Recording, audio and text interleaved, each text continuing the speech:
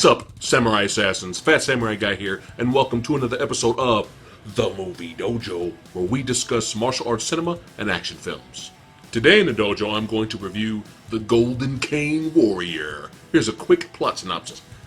An unassuming pupil is chosen to carry on her teacher's legacy. Now her former friends become powerful foes. Now I'm going to give you the good, I'm going to give you the bad, I'm going to give you the badass. First up, the good. The Golden Cane Warrior is a martial arts film from Indonesia. The movie has pretty good cinematography and a wonderful sweeping soundtrack.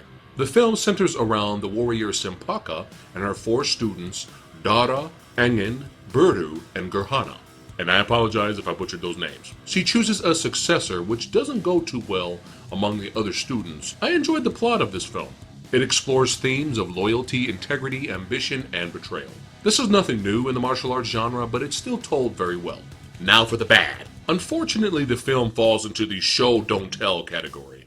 The two students that portray Simpaka go off and try to take over the martial arts world. But you never really get that sense of epicness. The film just feels really small scale to me. For example, you have all of the elders of all of the martial arts world meet in a secluded area to discuss plans for a rebellion against the two evil students. The problem was that the elders that represented all of the martial arts world were like 10 old people. And it was kind of like, okay, representing all of the martial arts world, all right, like 10, 15 people, and they're getting together and they're trying to discuss this plan, and they're trying to tread lightly because all of the other martial arts houses and dojos have joined these two evil students, which are now going by the Golden Cane sect. But then when you fast forward towards the end of the movie, our heroes show up to fight our main villains, and there's only like 10 guards that they kill and take out. Now you think that someone that took over the martial arts world, had other houses and dojos join their house, would have more than just 10 guards. And that's what I meant by the film feeling small scale. Now another thing that bothered me was that Simpaka killed all four of her students' parents because they were bad guys. I get it, they were evil, she had to take them out, they were rivals, she had to kill them. But she felt guilty and she ended up taking all four into her house and raising them. But the problem though was that the film tried to make it look like this big betrayal, you know, these two students turning on her, and it's kind of like, really? Was it really that big of a surprise movie? Like, really? You killed their parents, Simpaka. You killed their parents. You think at some point you might want to be watching your back, you know, I mean, I'm just saying. I mean, can you imagine in Kill Bill, Vivica A. Fox's daughter sees her mom getting stabbed in the kitchen by Uma Thurman, and then right after that, Uma Thurman goes, "Oh, I'm sorry," and it just takes her in and then ends up raising her. And another thing that was annoying was Simpaka's husband, okay? So the movie does a flashback. It shows Simpaka when she's younger. It shows her when she's about to accept the mantle of becoming the next Golden Cane Warrior. Meanwhile, her husband on the side is like, "I don't want to help people anymore. I'm tired of fighting bad guys and saving people. I'm tired of it. I just want to go." So this dumbass, instead of being there for his wife, or maybe, you know, helping her out because he's a warrior himself that's supposed to defend the good, ends up taking her son and leaving. And he's all like, "I know you have this responsibility of being the Golden Cane Warrior and going out there and fighting evil and everything. I know, but I just don't want anything to do with that. So what I'm going to do, okay, is I'm going to take your son and we're just going to have nothing to do with you, okay? We're just going to leave, and for the rest of our lives, you will never see your son, and we will never be a part of your life."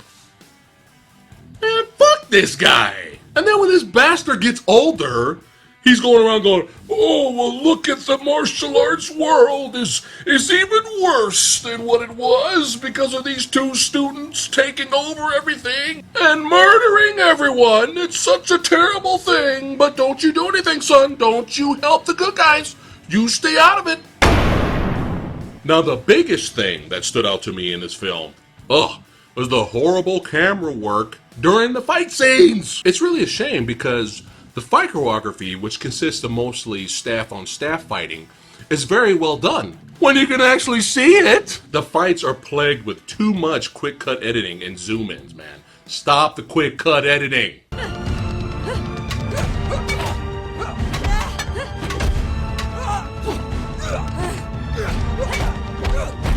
Do you see this shit? Do you see that?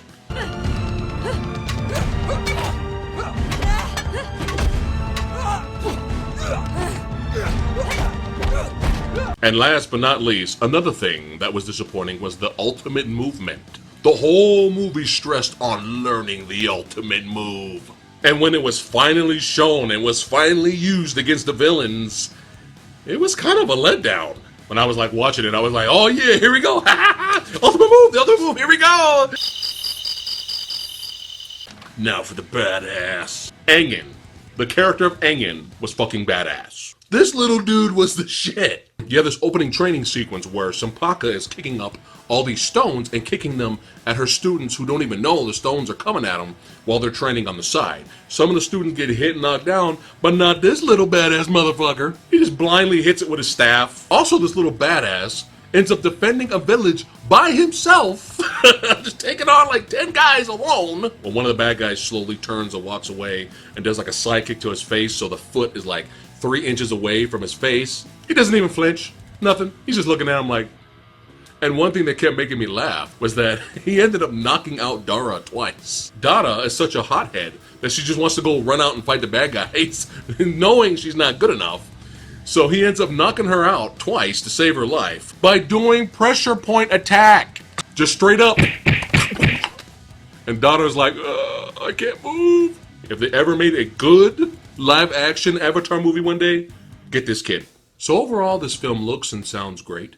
And the plot itself, even though it has its flaws, is still told very well. But its badly filmed fight scenes really keep me from giving it a higher score.